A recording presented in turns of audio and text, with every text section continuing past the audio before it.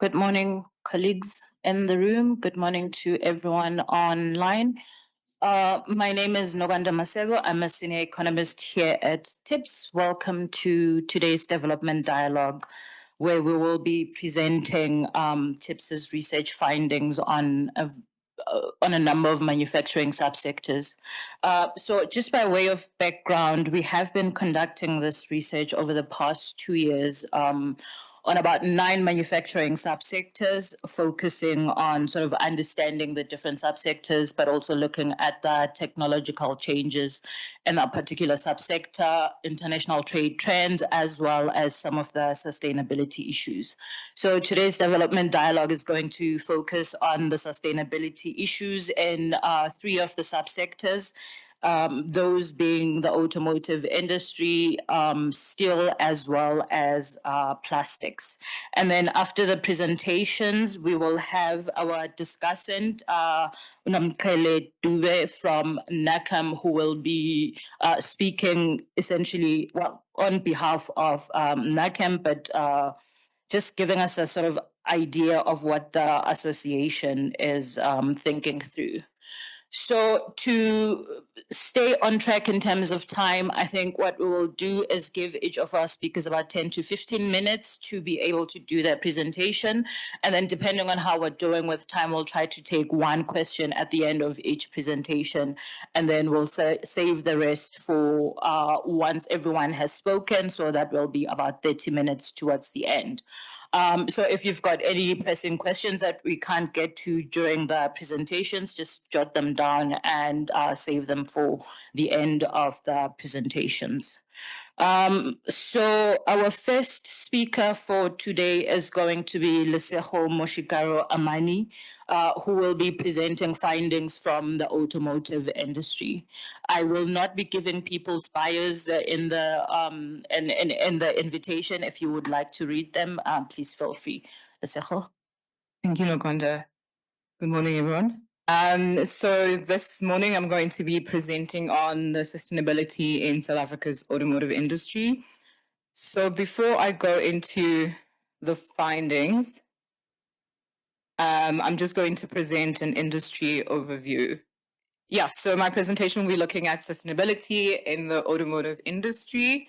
So I'm just going to give a very brief industry overview looking at the automotive industry's contribution to the South African economy.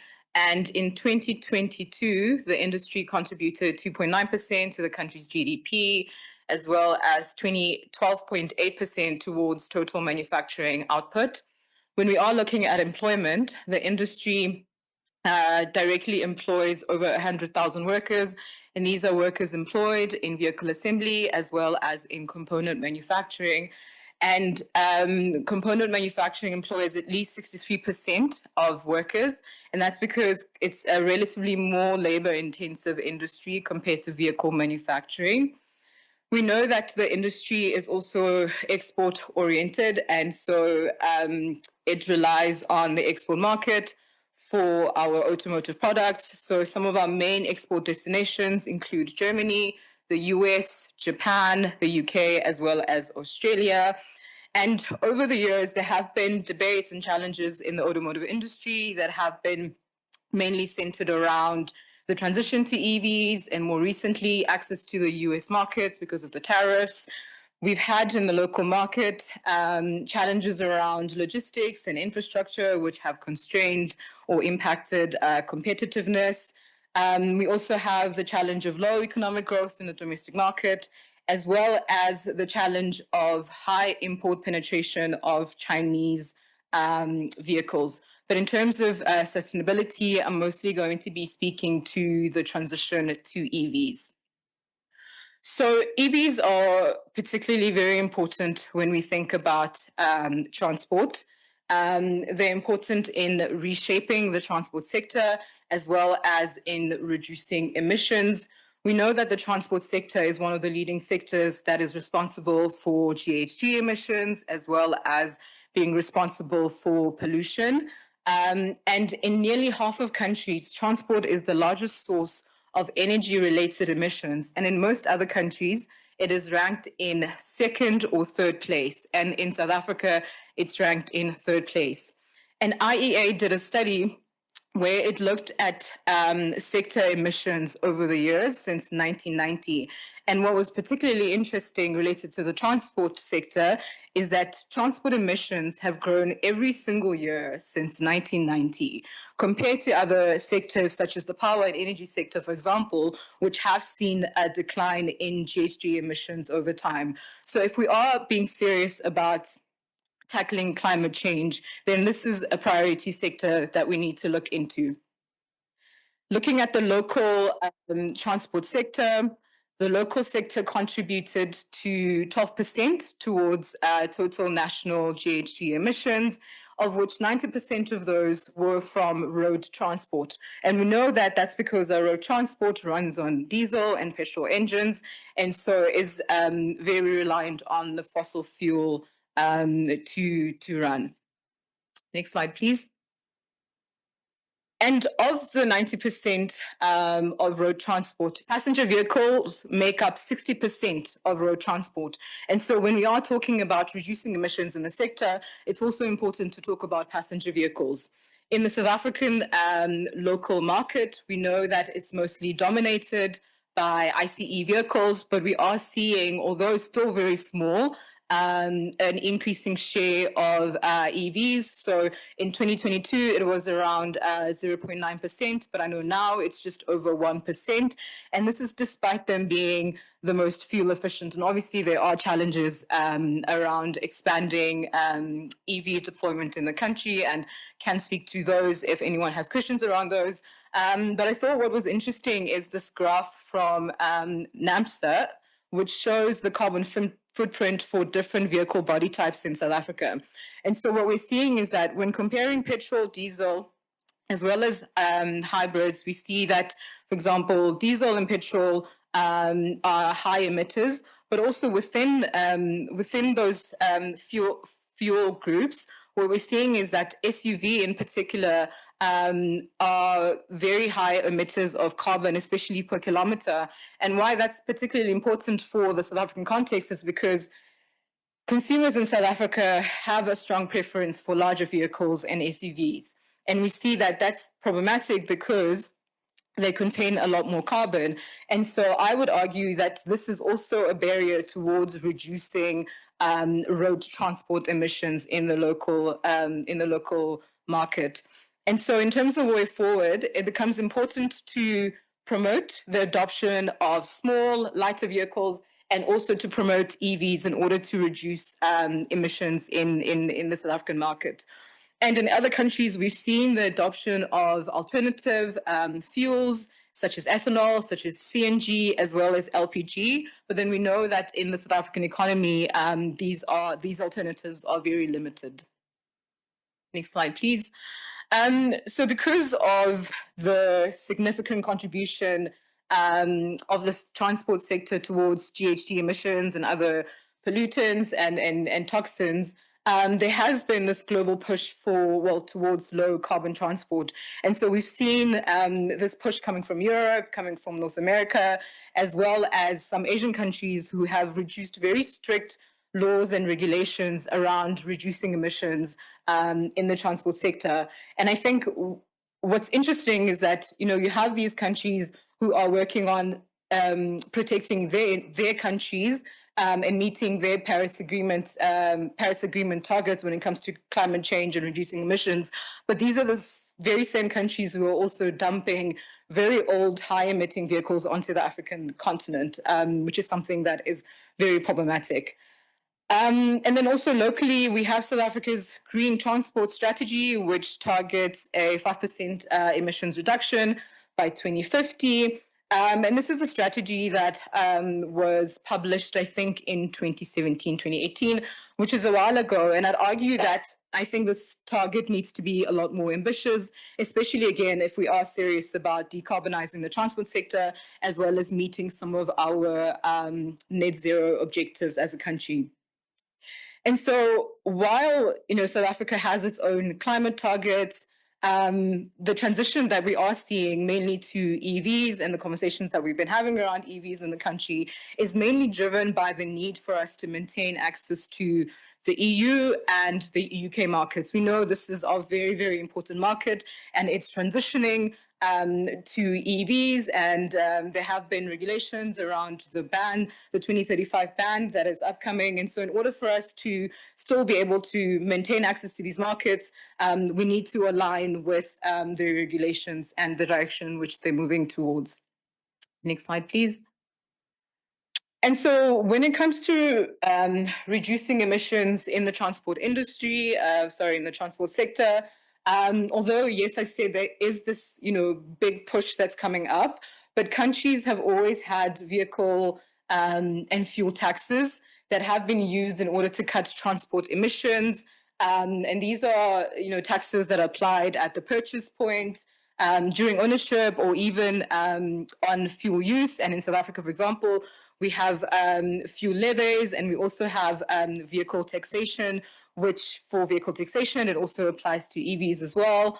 And then what we also have in South Africa is we have regulations that speak to the Euro standards, which also looked at reducing emissions.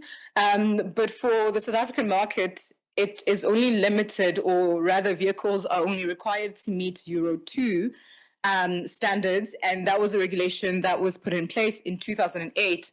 But then in terms of the standards, they've actually evolved, and now we also have 4 and 5, but this is outside of South Africa. This is in Europe.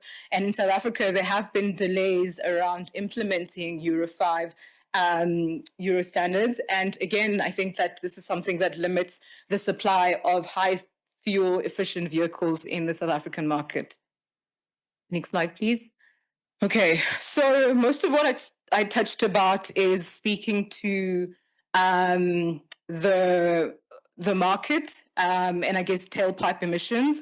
But then when we are, if we are to be serious about sustainability in the automotive industry and also in the transport sector, it's also important for us not to just look at vehicle use, but also to look at how the vehicles are made and how they're produced. And so this would require a value chain approach that looks at looking at reducing emissions from a production perspective, but also from vehicle use. And this also includes materials as well as component manufacturing, because we know, for example, when you look at components such as batteries, these are components that are very resource intensive.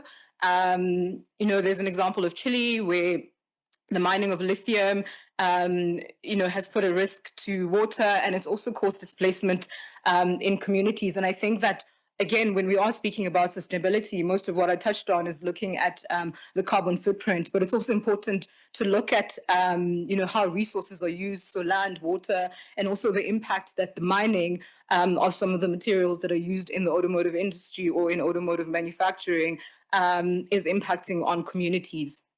So in terms of green vehicle manufacturing, or trying to move towards green vehicle manufacturing, vehicle manufacturers globally have come under pressure to reduce emissions. This is during, as I mentioned, vehicle use, but also vehicle production.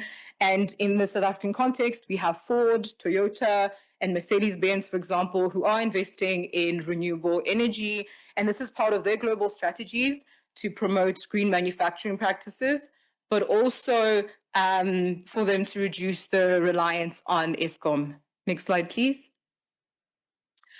So when we're looking at policy implications and recommendations, I would say that without deliberate and coordinated local efforts involving key stakeholders in transport, energy, minerals, as well as industry, the sector risks deviating from its climate commitments.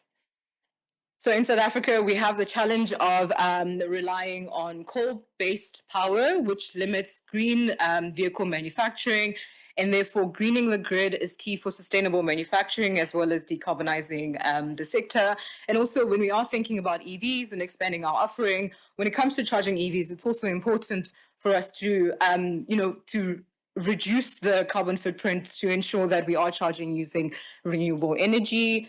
And we know that CBAM is coming into effect next year. And while it's, focused on steel, aluminium, and cement, for example, and autos are not included, but then if there was to be an expansion of downstream products, then there is that possibility that autos could be included. And so it becomes important for the South African auto sector to also look to reducing the carbon intensity, because we know that South African exports are very highly carbon intensive. And then also when it comes to the EV white paper, we know that it supports expanding EV production to align again with export markets. But then when it comes to demand side policies, there is a lack of demand side policies. And that's particularly important because, I mentioned that at least 99%, of vehicles in the South African market are ICEs. And so for us to expand our offering for EVs and other low carbon fuel vehicles, it's important for there to be demand side policies. And I know this is something that is highly debated because, previously there was, people saying that the state should support EV incentives. But I disagree with that. I think that it's important for us to find other alternative ways to support demand side. But that is definitely an important lever that we have to look into. And then also, I think what's important is for us to look into reducing car dependency, shifting from freight to rail, and also expanding public transport. I mean, I think the last point is something that is easier said than done, but I think that it's important for us to try. And I also just want to mention on the point on EV demand side policies, I think in South Africa, the transition towards EVs has been one that has been limited to just passenger vehicles. But I think it's important for us to also ensure that when we are talking about this transition to EVs, that public transport also becomes a very important part of the conversation. And then last slide, I just want to leave you with this quote by Heaton Palmer, and it says, South Africa boasts a strong automotive legacy, celebrating 100 years of the industry in 2024, but legacy isn't a business model, and nostalgia doesn't pay salaries. We stand at a crossroad, and the road forward is toward zero emission vehicles. Thanks. Thank you, Lesego. So we will take questions. Maybe we can start in the room if someone has a question. And Def, you'll let me know also if there's a question online.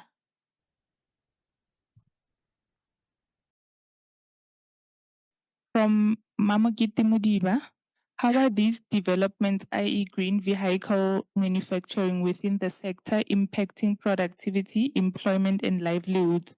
How are these changes impacting on other related sectors too?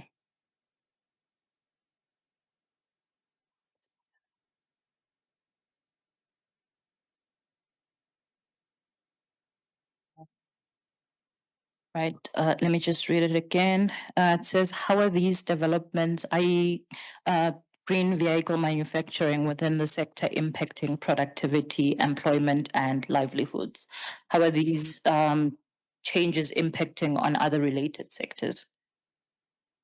Thanks, Noganda, for the question. So we don't have green manufacturing as of yet in South Africa. I was just highlighting its importance, even though, yes, we have OEMs that, have or are starting to invest in renewable energy technologies, but I wouldn't necessarily call their manufacturing green. So I don't think I can answer in terms of what impact that has had. But in terms of future impact, I mean, part of greening, especially in manufacturing and production, requires technology, requires technologies. And so there has to be some sort of skills development and training for workers in terms of, how to adapt these technologies to green vehicle manufacturing. So that would be my answer around how it could potentially.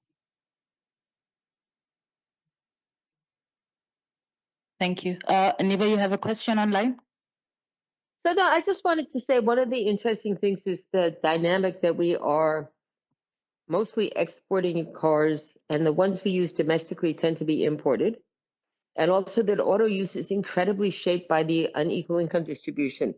So when you say consumers want SUVs, actually we tend to be importing relatively small cars and exporting relatively large ones, but most cars are bought by the high income group and they may well be buying some bigger cars. So I think maybe I'm just curious about how that affects, so basically what's going on is we're saying we have to produce EVs for the export market, but they're not particularly in demand at home. And how do we think about that dynamic and where it's going, particularly given the Trump tariffs, but also the issues around transport and how that might affect demand for imported cars? Ta. Hi, Niva. Yes, that is accurate. There is definitely a need for us, especially in the local market, to have a lot more, as I mentioned, lighter vehicles.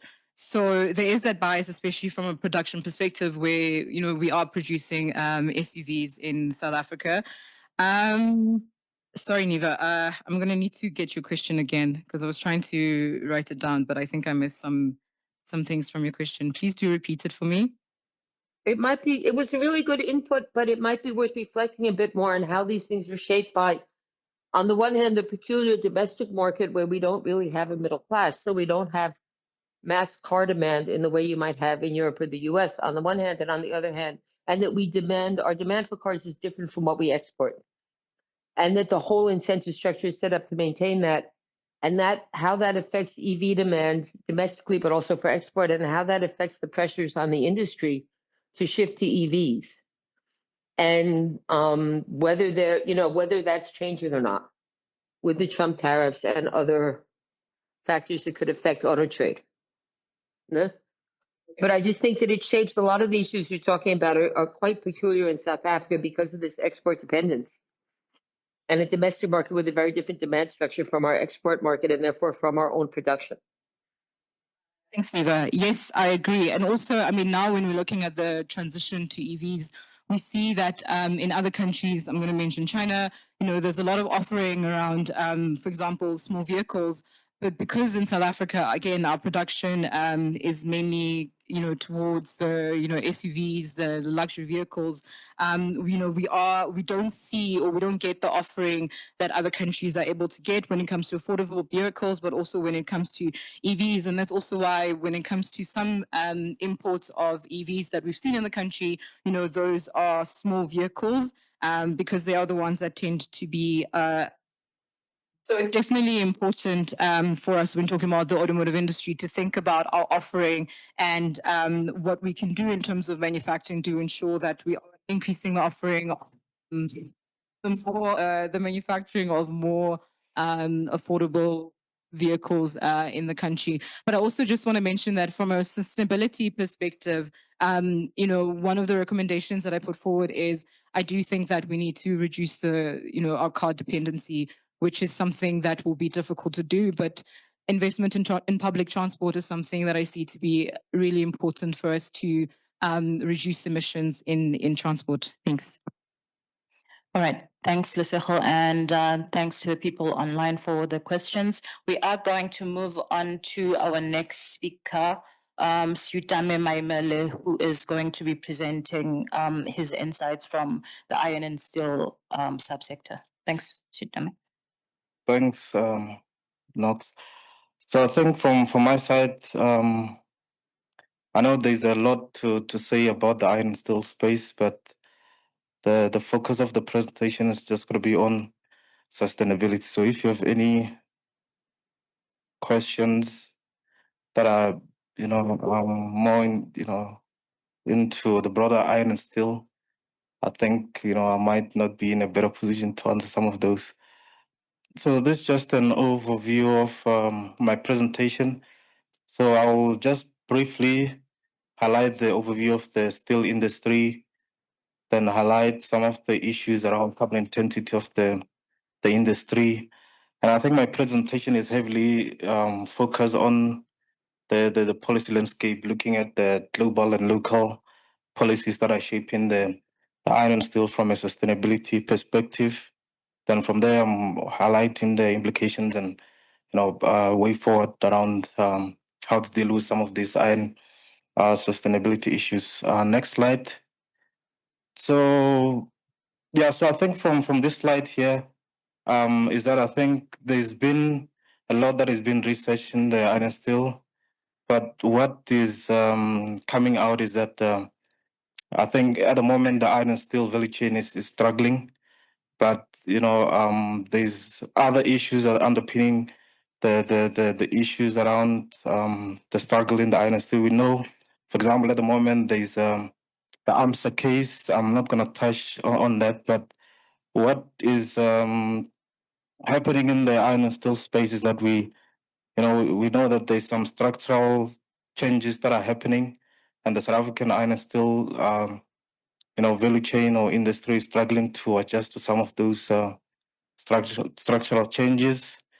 And we also know that, I mean, we've seen with AMSA, its announcement to close the Newcastle that there haven't been enough capacity to produce iron and steel in South Africa. So the GVA and GDP has been quite stagnant, but generally what we see is that there's underpinning issues that fit into the stagnation.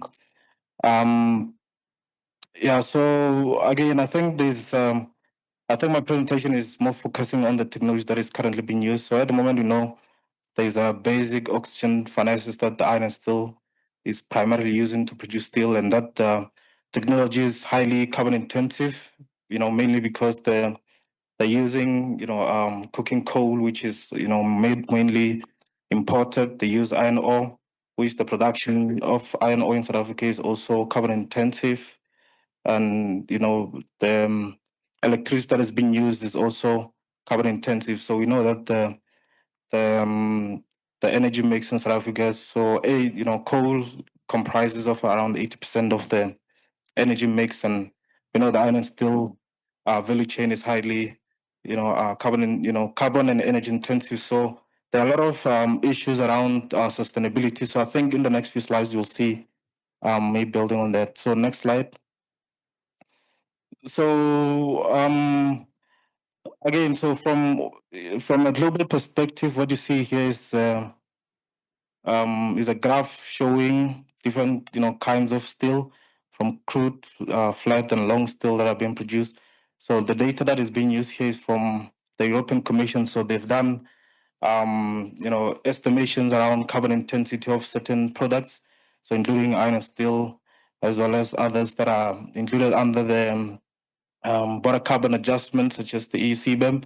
So in this case here, you see that because South Africa is highly reliant on coal, electricity that is being produced from coal, and we know that the production process of iron and steel is also carbon intensive. So the South African iron and steel is considered dirty by global standard, as you can see from the graph here. Of course, there's the likes of India, Russia, and a few others, but what comes out is that South Africa is carbon intensive by global standards. So most of the products that come from South Africa going to, let's say, Europe or anywhere else in the world, we know that the South African iron and steel products are carbon intensive, and that's a big issue around sustainability. Next slide. So in this case here, we've seen that there's been a lot of policies that are being introduced, and most of them are coming as climate change policies. Others, of course, there's geopolitical tensions. I'm not going to touch on some of those issues, but here we see that there's a mainly climate and climate change policies that are being introduced that affects the iron and steel, and one I think popular climate and trade policy that has been introduced is the border carbon adjustments. We've seen with the introduction of the EU CBAM, the UK CBAM, and I think in the US now they're also still discussing whether they should include it or not. And of course, in Australia, Japan, and a few other countries are also thinking of introducing such mechanisms. So the main aim is to prevent what they call carbon leakage. So they're targeting the hard to abate sectors. So iron and steel is one of those sectors.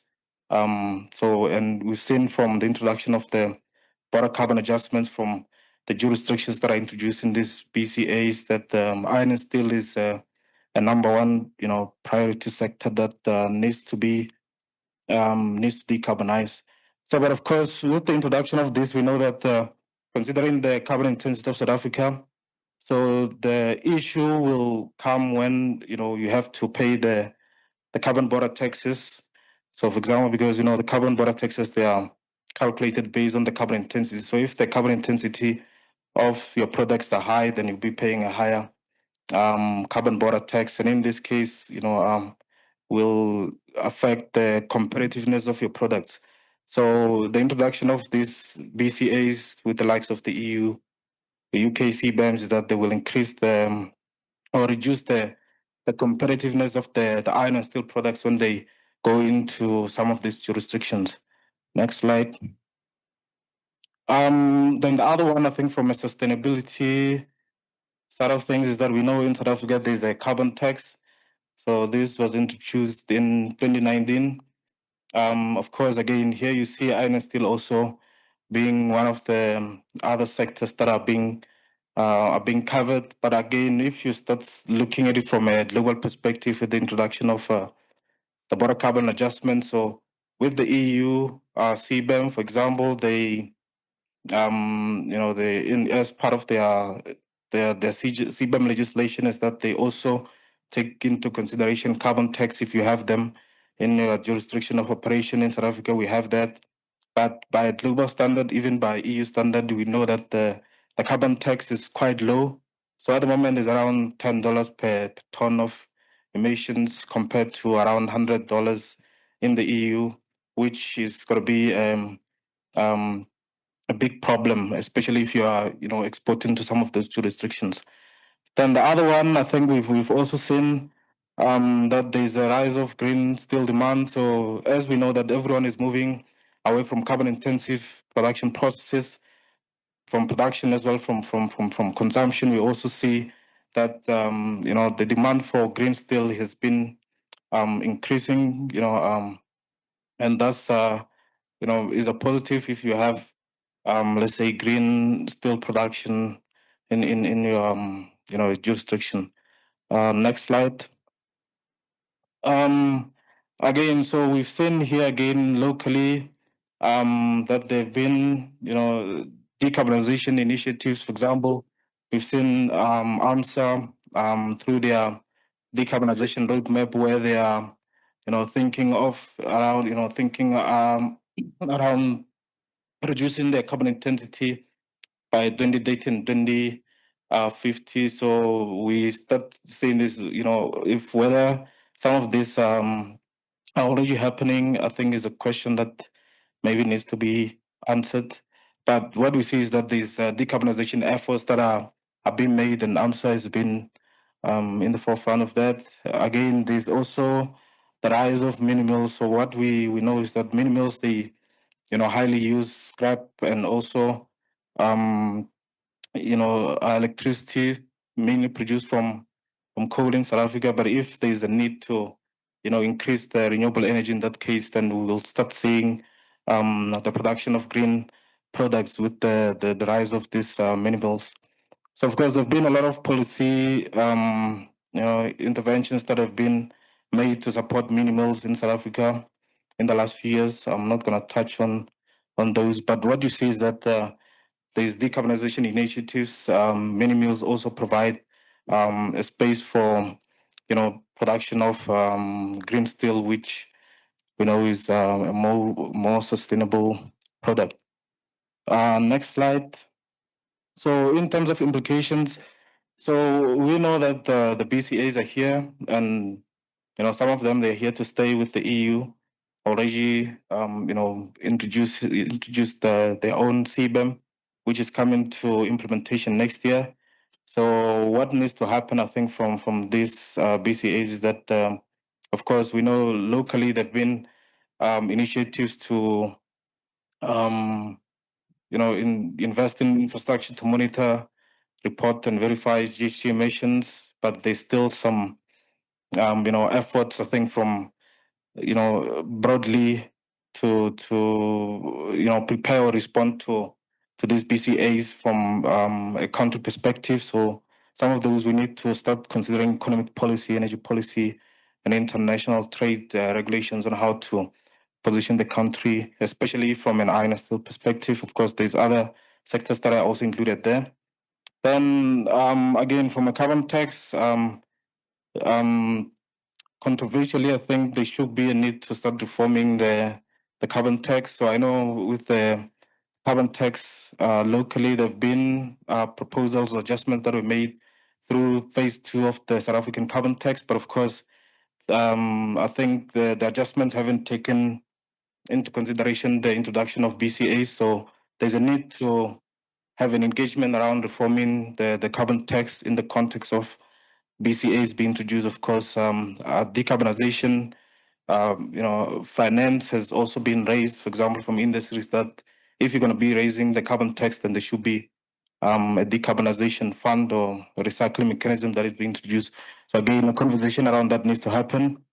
So next slide, I'm not sure how much time I have. So from again, decarbonization, there's finance issue, I think, has been coming out strongly to support, for example, with the AMSA decarbonization roadmap. They've been saying that they have the roadmap, but the financial component is what needs a lot of attention. Then the other one with mini mills, again, here we see that we've seen, that there's some issues, currently, especially with the rising cost of electricity. But of course, I think if we need, we should start thinking around, powering the mini mills with renewable energy so that we produce, green steel. So that again, we've seen that there's a rise in green steel demand, and we can also, tap into some of those opportunities. I think last slide. So again, so what we've seen, I think, even from the studies that we've done in the iron steel, is that the iron steel is very important for industrialization of the country and job creation. And again, we've seen that globally there've been, from a sustainability perspective, there've been a lot of policies that are being introduced, from BCAs to the rise of green steel demand, and locally as well, we've seen some initiatives in that space.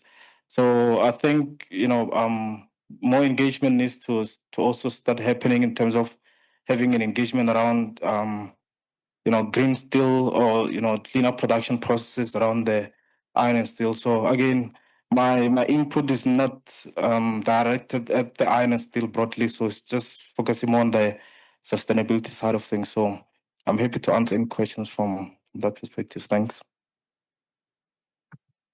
Thanks, Sitame.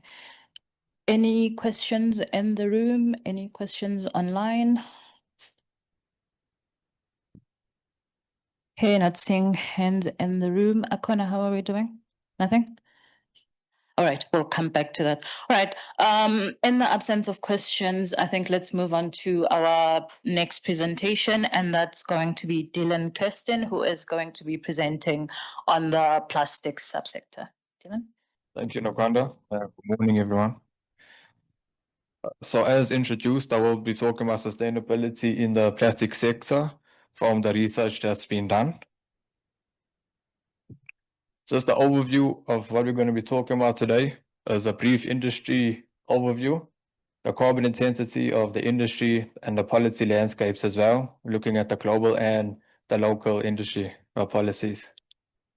So looking at the overview of the industry, according to Stats SA, the South African chemicals, plastic products and rubber manufacturing subsectors employed 164,000 workers in the last quarter of 2022. Plastic products account for 34% of this employment, representing 55,000 workers. Since 2012, South Africa has witnessed a mounting trade deficit in the plastics value chain, reaching 50 billion in 2022.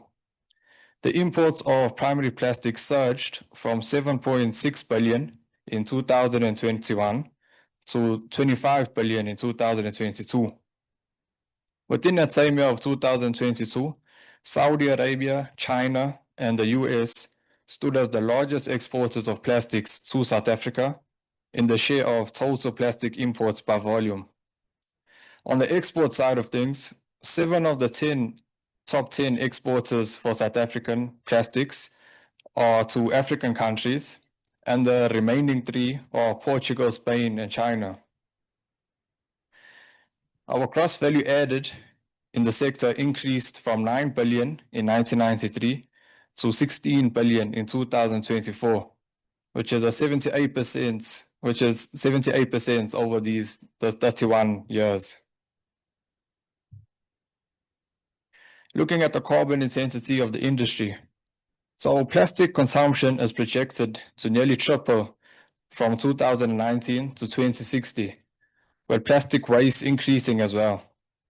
Greenhouse gases from the plastic life cycle are expected to more than double, rising from 1.8 gigatons of carbon dioxide equivalent to 4.3 gigatons of carbon dioxide equivalent.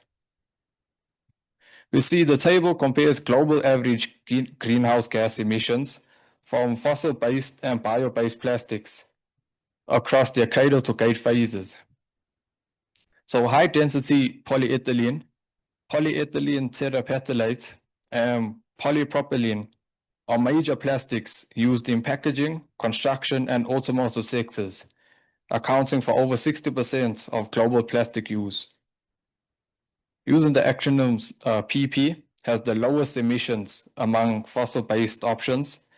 Bio-based PP and HDPE show negative emissions, acting as carbon sinks.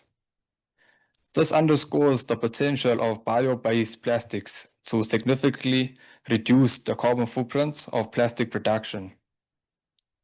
Touching on bio-based plastics, they are made from renewable feedstocks like corn, wheat, and sugarcane residues. Despite their potential, bio-based plastics made up only 1% of global plastic production in 2023, with projected growth to 5.7 million tons by 2029. Large-scale production can lead to deforestation, water scarcity, and biodiversity loss, offsetting those greenhouse gas benefits. While bio-based plastics reduce emissions during production, their full environmental impact depends on how land use changes and water demands are managed. Go to the next slide. Looking at the policy landscape from the global industry first. So on the global front, policies like the EU's Carbon Border Adjustment Mechanism could penalize carbon-intensive plastic exports. However, CBAM currently does not cover plastics. But in shaping a sustainable future for the plastics value chain, policymakers are employing a range of strategies to mitigate the environmental impact of plastics. The 5 key approaches to plastic policy outlined in the graphic is restrained demand, design for circularity, enhance recycling, close leakage pathways, and cleanup. These provide a comprehensive framework for achieving sustainability in plastic production, consumption, and waste management. Together, these 5 approaches create a comprehensive policy framework covering the entire plastics life cycle. By complementing each other, they guide governments, industries, and consumers towards more sustainable practices, reducing environmental impacts while supporting economic and social goals. Local policy that's shaping the industry. So looking at the plastics in industrial policy, so since 2007, the plastic sector has been prioritized in South Africa's Industrial Policy Action Plans, IPAP, for its job creation and value add potential in sectors like automotive and packaging. Key interventions include tariff reviews, the National Tooling Initiative, and support for downstream manufacturing and clusters. While challenges persist, such as high input costs and skill shortages, the IPAP consistently aimed to improve competitiveness and local manufacturing. These efforts contribute to climate goals by promoting efficient, localized production and lower emissions through reduced import reliance and advanced manufacturing.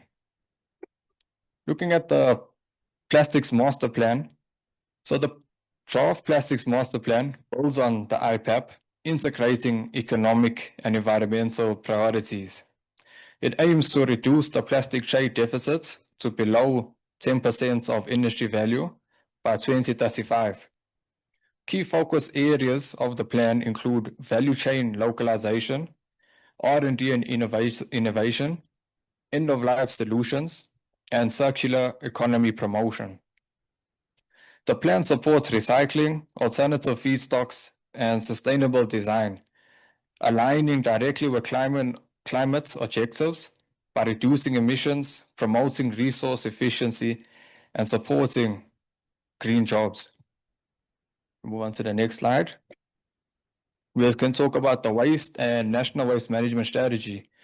So the Waste Act provides the legal framework for waste management within the National Waste Management Strategy, setting clear targets to divert 40% of waste from landfills in 5 years and 75% in 15 years.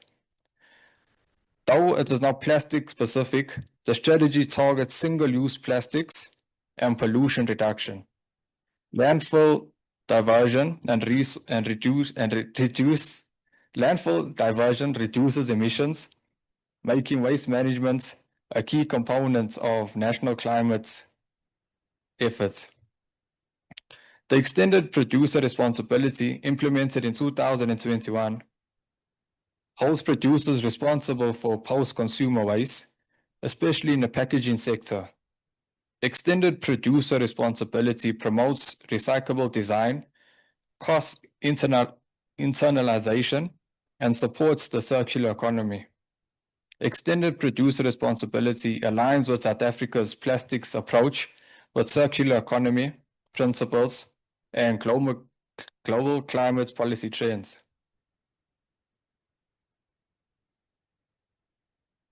So to conclude, to mitigate the negative impacts of plastics on the environment, the Organization for Economic Cooperation and Development argues for a broad integrated approach through various policy instruments. These instruments vary in their scope and focus, with some specifically designed to target plastics, while others are directed at a wider array of waste and material types. Highly targeted measures such as bans and taxes on single-use plastics aim to reduce consumption of specific items. Broader measures such as landfill taxes apply to all solid waste and are designed to discourage disposal and promote recycling or energy recovery. A comprehensive policy approach to reducing the environmental footprint of plastics involves a mix of complementary instruments. No single policy instrument has been effective in isolation as yet. Instead, policies must be part of a broader policy mix that includes mutually supportive and complementary measures. Thank you. Thank you, Dylan. Any questions in the room? Online? No. All right. Okay. So we are going to move on to our discussant, Ms. Nomkele Dube, who, as I said earlier, represents NACAM. Do you wanna? Thanks. Thank you, Nawanda. It's afternoon now. Afternoon, everyone, and afternoon to the people joining us online. My name is Nomkele Dube. I'm from NACAM. In full, it is the National Association of Automotive Components and Allied Manufacturers. So what do we do as NACAM? We are the official voice of South Africa's automotive component manufacturing sector, and we represent about 160 companies or more. And all these companies employ about 80,000 individuals and supply both OEMs and the aftermarket. So just to break down the membership base of our NACAM database. So we have associate members and then we have our manufacturing members. So in terms of the manufacturing members, we're talking about the people that produce the parts to build up the cars. And then we have associate members who provide services to our manufacturing members. So as part of our NACAM commitments to fostering a more competitive, resilient and future-ready South African automotive component manufacturing sector, we partnered with one of our associate members, which is Nedbank, and we did a sector sustainability survey to better understand the component sector's sustainability-related priorities and challenges. So I feel like it's very relevant to some of the presentations that the presenters touched on this morning. So what stood out for us in the presentation was the issue of green steel and the steel made with fewer carbon emissions. So this is something that we're already dealing with, already hearing in our industry. A lot of our members use a lot of steel, and car makers as well are already questioning them in terms of how clean or sustainable the steel is. And this is already putting so much pressure on our suppliers to find better options, and this is very expensive for them. In terms of plastics and recycling as well, this is very important in our industry because some car parts often include plastics.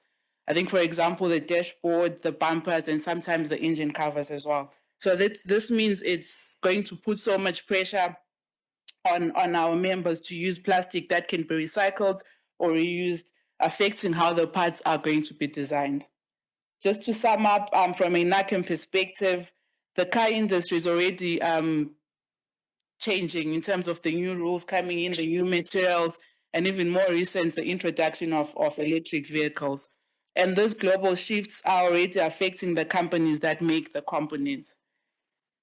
In terms of our member companies, what we have found is that most of our companies are still trying to catch up, mostly with the big suppliers having it all, and they are already working on sustainability. Just for stats reasons, our survey that we did, the survey was done in Q2 2025, around about May 2025, thereabouts. And some of these findings included that 32% of the companies were very familiar with the current sustainability trends and carbon regulations, and at least only 2% of them were not familiar with them at all. And also, our survey revealed that 82% of the companies implemented energy efficiency measures, while 76% of them optimized production processes, making this the most common internal changes that they did to reduce carbon footprints and also improve their sustainability. And sustainability is no longer a nice to have, it's more of a competitiveness issue.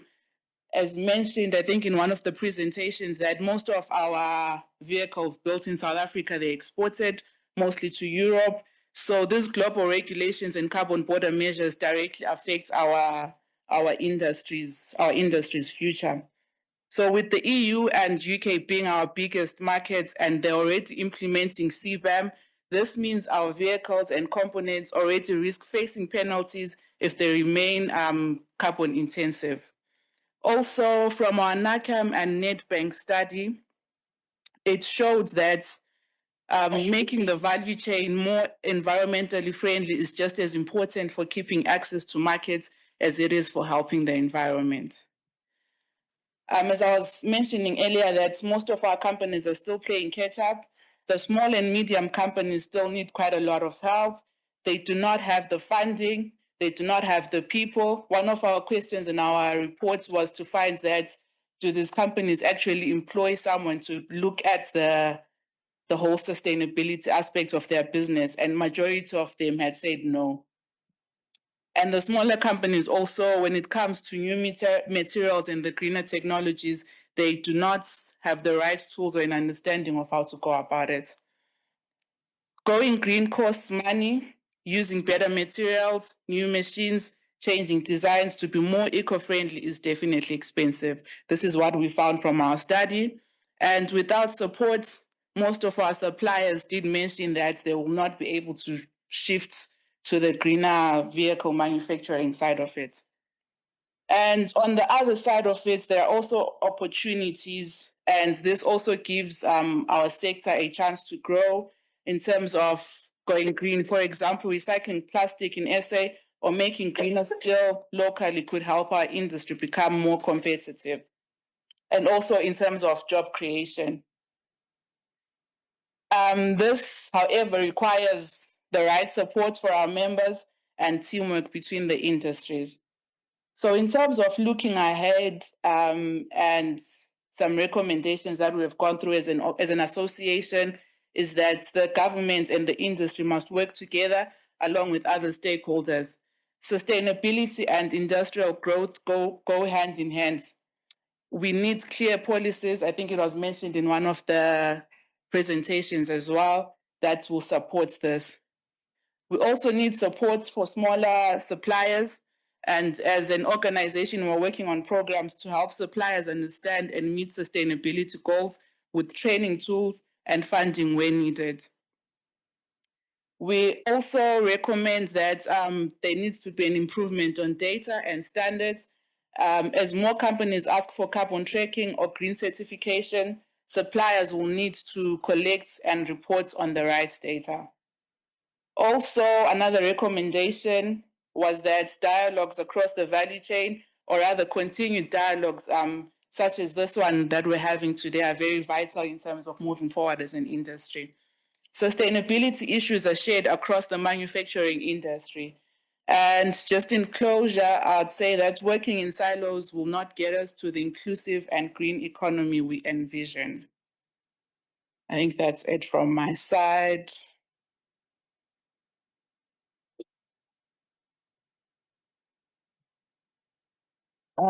Thank you, Namphele. Thank you, colleagues. So we are going to start with questions. I think maybe start with the ones that I've received from online.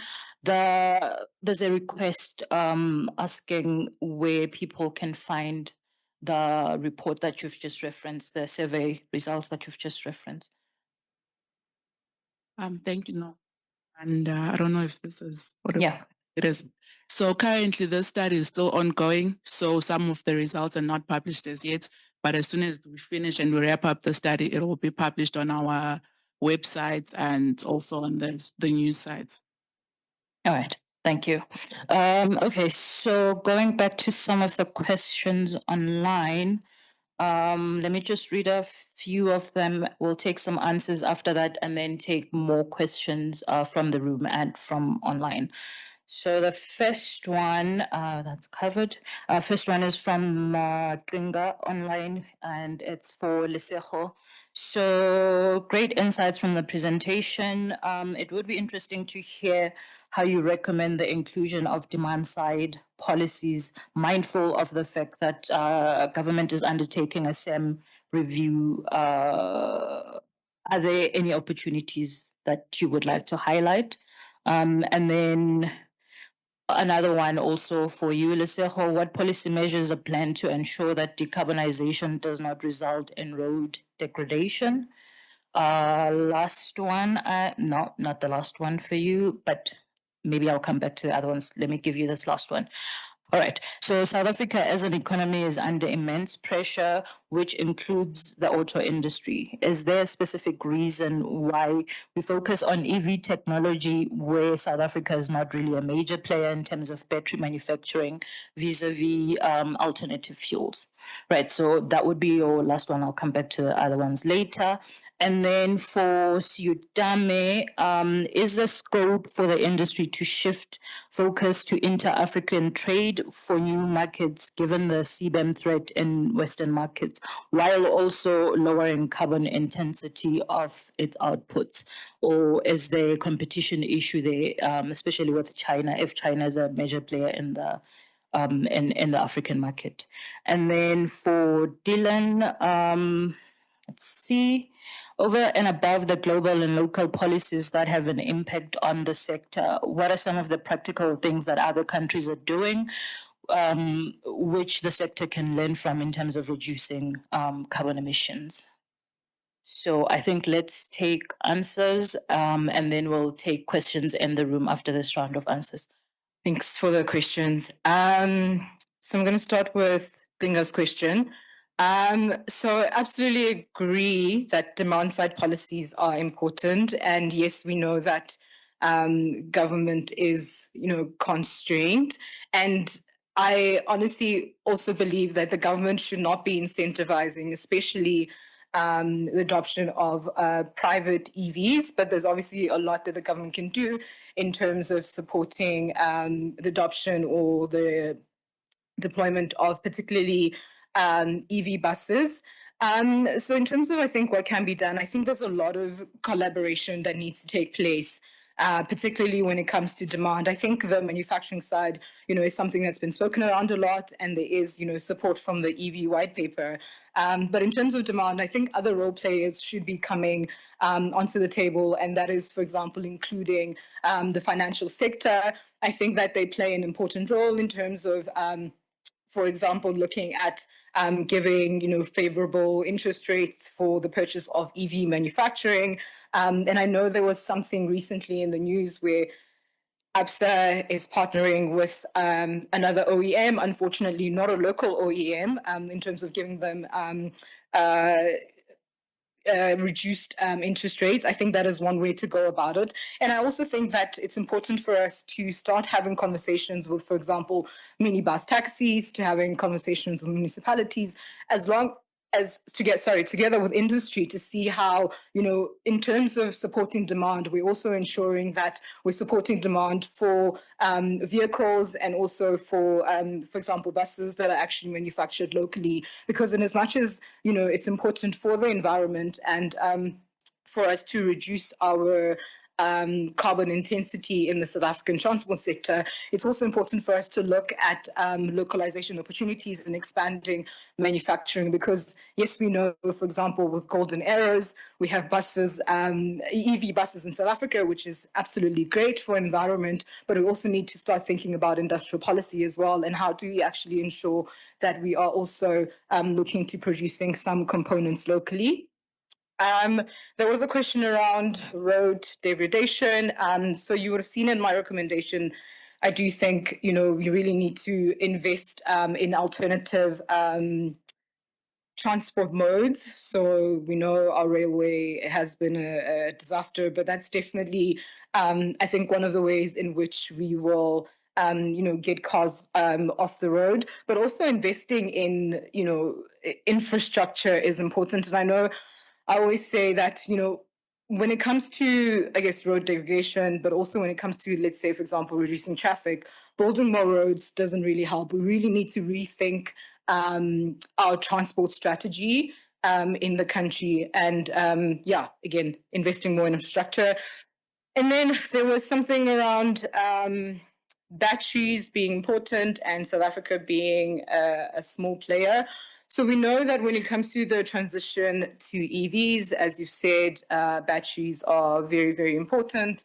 And we should look to localizing, a certain aspect of the battery value chain, even if for now it's just vehicle assembly. So we will be doing a study at TIPS that's looking at the readiness of the South African automotive industry in terms of actually producing batteries. I mean, we know that in South Africa we produce batteries, but that's primarily for the storage market. But, in order for us to have this competitiveness when it comes to EV manufacturing, localizing batteries is something that's very important. Also for our own localization targets in the SA master plan. It's also important for recycling. I think we all hear, recycling of batteries is something that's really important.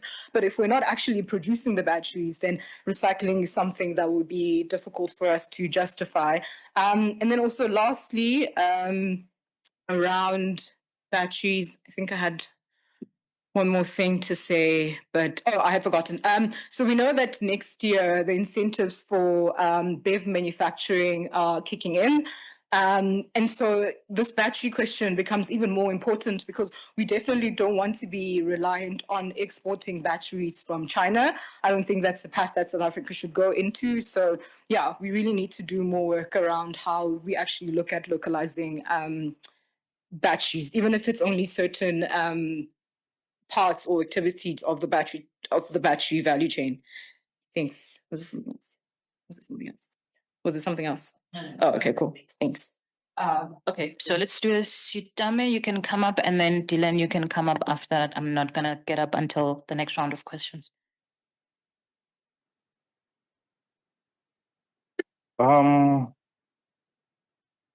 Yeah, so thanks for the question. So the one on Africa. So I think there's a scope for us to move the CBAM impacted, steel products to the continent. But of course, I think you need to consider that there's a lot of stuff that needs to be considered, especially within the context of the AFCTA. That, for example, at first we know that the demand, I think, that is coming from the continent is not as strong as the demand that is coming from, let's say, Europe, for example, in this case. So if we're going to be moving the CBAM impacted steel products, all of them to Africa, I don't think that's possible.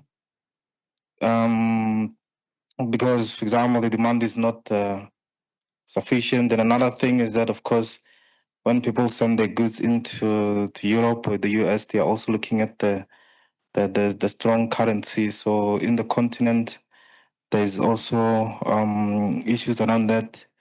Then the issue of China, I think China is a problem to everyone. So even in South Africa now, we've seen imports of, I think now they call them dirty, high carbon steel products that comes in the continent. And there's a conversation around if whether I think that there's a still tariff review that I think is going on now from ITEC around the same issue. So hopefully, if that review comes out, I think it's coming out in the next few weeks or months or so. So maybe we can get some way forward around, for example, how to deal with China in that context. But I think what is happening is that there should be an engagement around safeguarding measures to limit the imports that are coming from China, because at the moment the steel industry is complaining about the increased imports that are coming to the country. Again, in the continent, again, is also the same issue. But I think broadly, a conversation is to be had around how to deal with China within the context of sustainability and the geopolitical tensions that are happening. But yeah, I think those were my two questions. My question relates to what are other countries doing besides just providing policy support?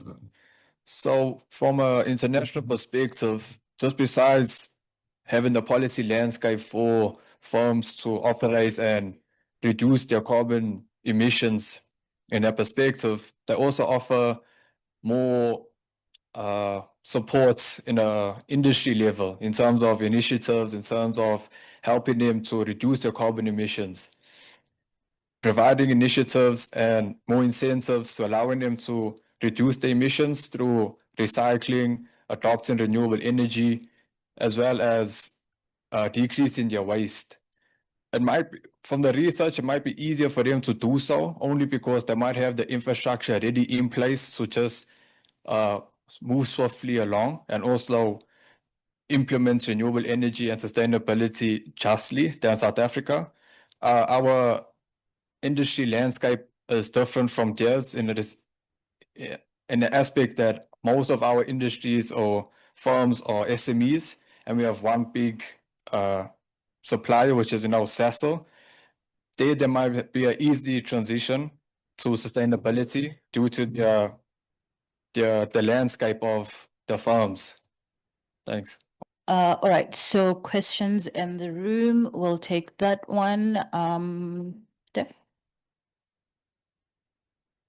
Sorry, please introduce yourself. Okay, thank you so much. My name is Bingigon Chongwana, and I'm with the Department of Science, Technology, and Innovation.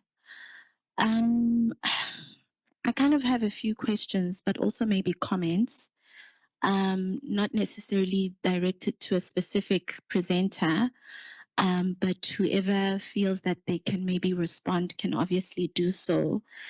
I really just wanted to maybe find out, especially in light of the DTIC's focus on electric vehicles, from a master plan perspective, what will actually be done to keep our automotive industry competitive? I know that from a manufacturing perspective, we haven't been doing very well, especially in that industry. And possibly from my analysis, it might also have to do with geopolitics. I mean, when you drive up Church Street, you can also see the increase in the number of vehicles that we are now importing from China, from East Asia. And just in terms of components manufacturing, it also has to do with some of the other vehicle companies from other regions, like the US, for instance. So what's actually going to be done to keep the sector competitive? Also given, this focus on electric vehicles from a DTIC perspective. And then the other aspect is that I do think that there also needs to start being a conversation around semiconductors, because semiconductors are really key in terms of building industrialization and reindustrialization, which is what we need in South Africa, but also from an electric vehicle manufacturing perspective. So yeah, I don't know, maybe it's a long question, but also a comment, also just some thinking. Thank you very much. Thank you. Any other questions in the room, online?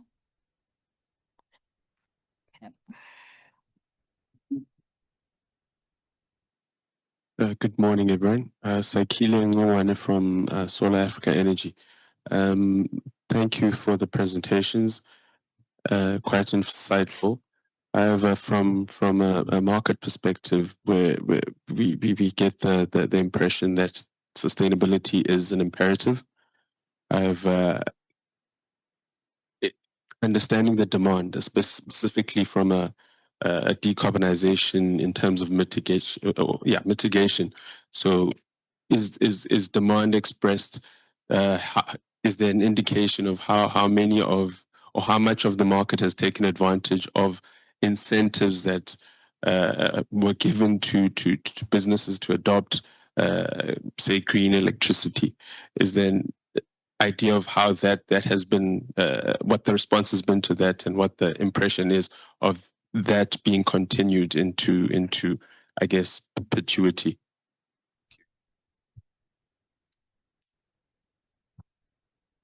Right. Any more questions in the room? Lesego, I think that was mainly for you. Do you wanna? If other colleagues want to respond as well, they can come up. Very cool. I'm not a DTIC representative, so I'm going to speak from TIP's perspective. So, I mean, in terms of the automotive industry, yes, there are a lot of challenges, and some that we're seeing now have a lot to do with the geopolitics. But I think it's also important to take a step back because the industry, unfortunately, has been struggling for some time.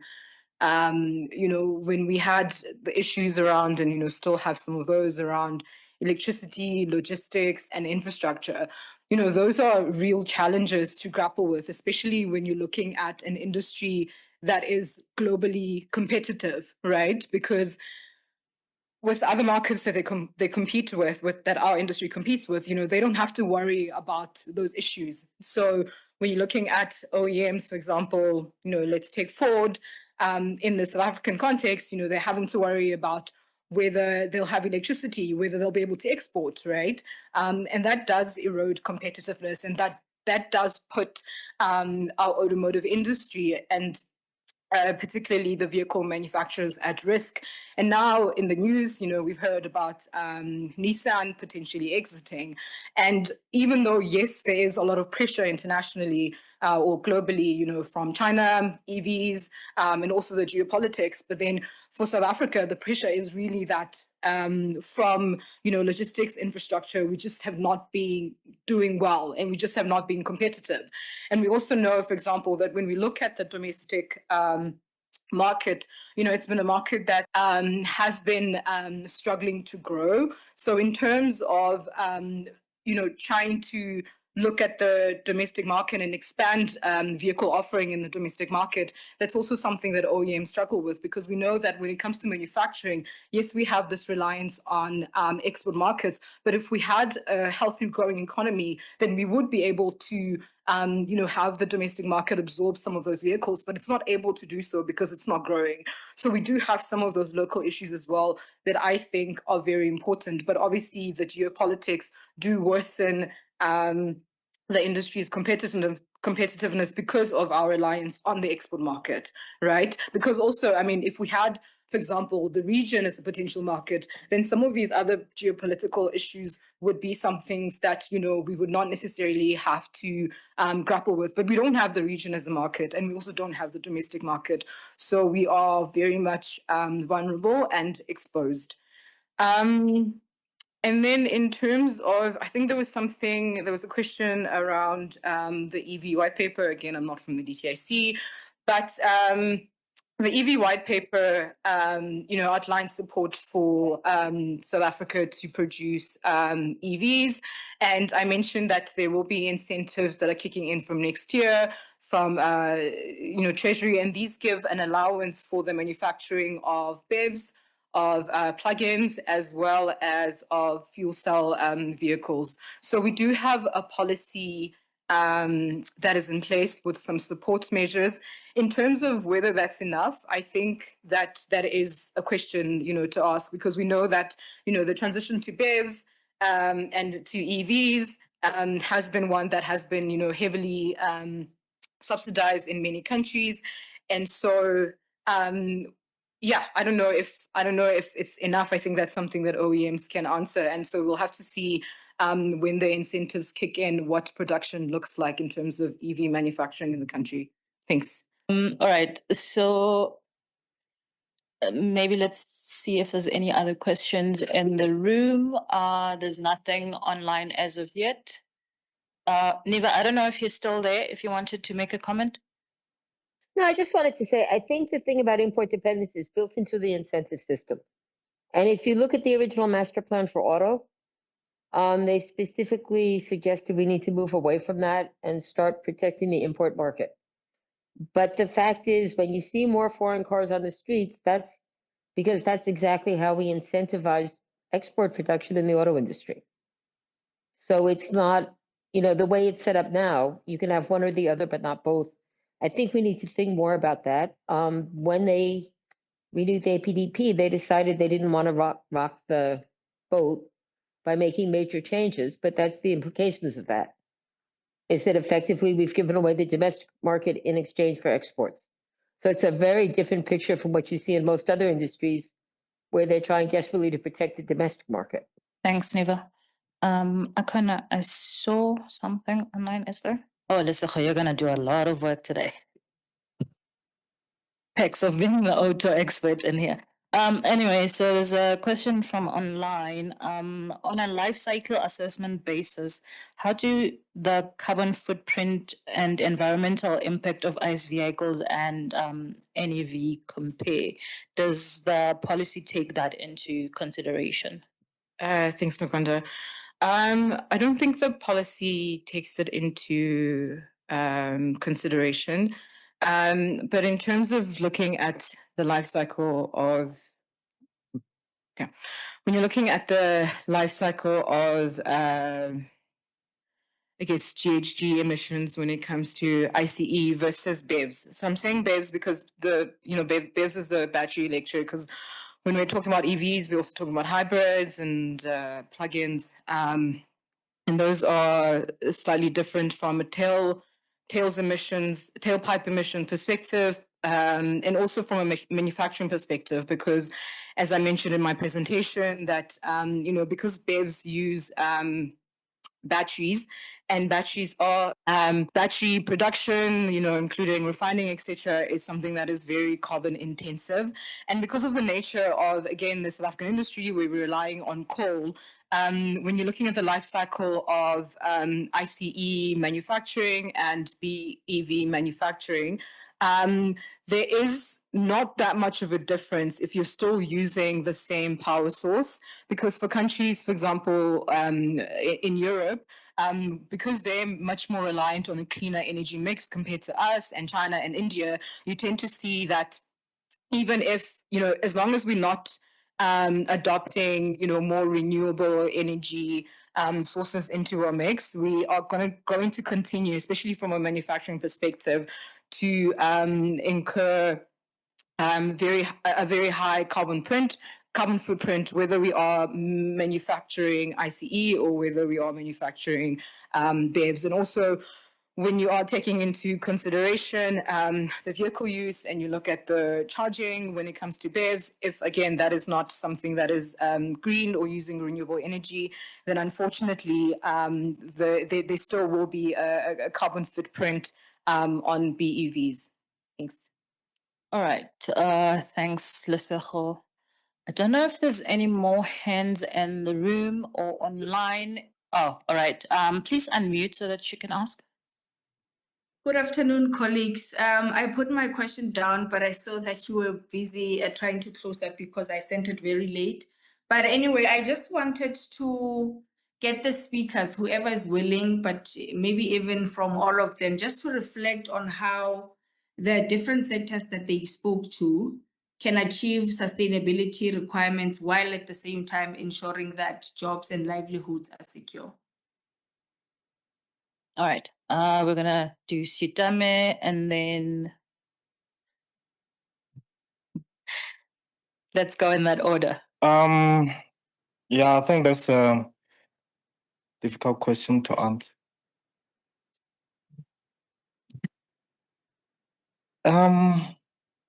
Okay, so I think from my side, so I mean sustainability, I think as it has been reflected, is that is an expensive exercise. So from an iron and steel perspective, so the biggest concern, I mean, we know locally that the iron and steel industry is facing, some issues from electricity, rising, input costs, as well as logistical issues. Then I think if you add sustainability to the question and who should be funding it is becoming, I think, something that should be extensively researched.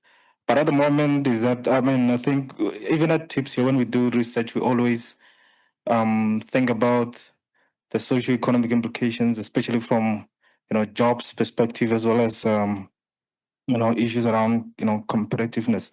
So I mean, for me to answer that question, I think is difficult, but the industry has been saying that is expensive to do the exercise, right? So maybe the question that we should be asking is, where is the money going to come from to to support the let's say the development of green steel or green products in general. So the question, I think the biggest concern is the finance component. But I think, I mean, when we do research, we always think about these socio-economic implications. But financing it is something else. Talking from the plastic sector perspective on what we can do to transition to become more sustainable, and we're looking at employment, focusing on employment to your question. Two things come to mind on my side. So for one, in manufacturing plants, yes, when we transition from high carbon emissions to more sustainability, within those employees, we can try upskill them. That's always easier said than done, of course. But in terms of reducing your employment, because now you are incorporating more sustainable measures, we can try upskill those employees best we can. So instead of getting rid of them, we can bring them back into the market under new sets of skills and tasks. Secondly, in the plastic sector, to become more sustainable, there's, I'm going to say, many ways that we can look at it. So, for example, to become more sustainable in the plastic sector, we can maybe have more recycling plants, for example. So yes, we're becoming more sustainable, but we can also employ more people and have more firms in that segment of the value chain. So we can also, incorporate more recyclers, waste collectors. So yes, these people are still, their jobs are still being employed within the plastic value chain, and we're becoming more sustainable at the same time. So I don't think we just need to say, okay, because we're becoming more sustainable in the plastic sector, that jobs are going to be lost entirely. So for example, if you do have a manufacturing plant, and yes, you can become more sustainable, maybe take some of your employees and, okay, so we're going to focus on recycling, we're going to focus on our offcuts, our waste, and produce and turn those employees into something else, another task or units within your company. Thanks. Hi, thanks for the question.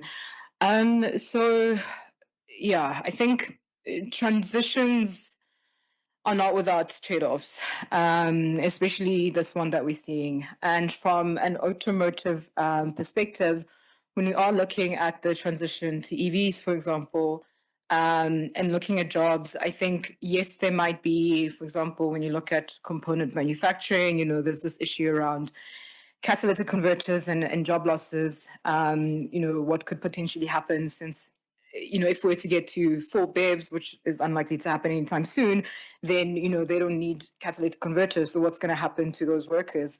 But I think at the same time, there's so many opportunities for new jobs that come with these transitions. I know, when you're looking at the value chain in autos, for example, looking at batteries, that industry is one that has the potential in terms of creating employment as well as jobs around waste. But, there is obviously jobs that might be at risk. And as I mentioned, the catalytic converters workers, for example, or maybe workers who work exclusively with diesel engines. And I think what would be important is for us to have or to look into how we can reskill these workers and for some of them upskill them. So it's going to be important to ensure that we are trying to minimize job losses as much as possible. And in terms of I guess looking at livelihoods, I think my colleague Sotamo mentioned that, in some of the work that we do, we also look at socioeconomic impacts of, some of these transitions. And I think that, again, in autos, I think more in transport, really, one thing that I want to emphasize is that, this transition to electric mobility is one that needs to be inclusive. It can't be one that is just focused on just the automotive industry, or rather passenger vehicles. And in making it inclusive, we need to make sure that, buses are also electrified as well as minibus taxis, which is something that is obviously difficult.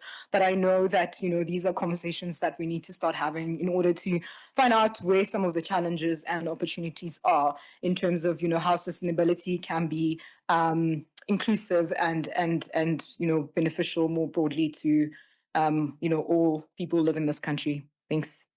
Thanks, colleagues.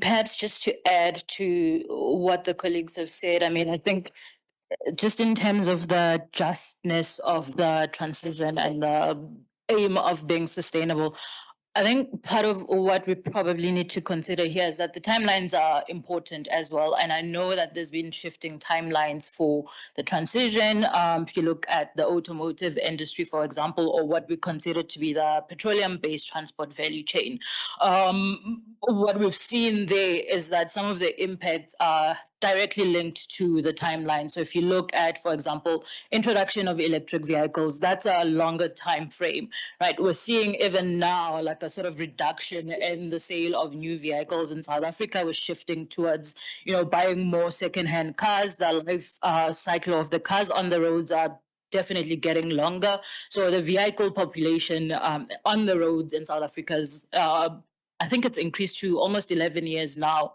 from a slightly shorter time frame a while ago. And, that sort of has an impact as well on, as I was saying, the timelines. So if you think about petrol station workers, if we're not moving as quickly enough in the transition, then that brings the timeline slightly further down the line for petrol station workers and therefore impacting on the level of vulnerability, right? But if we're looking at something that's a shorter time frame, then we need to, I think, worry more about some of the manufacturing, what happens to the workers who are doing the assembly, but then also that increases vulnerability across different segments of the value chain.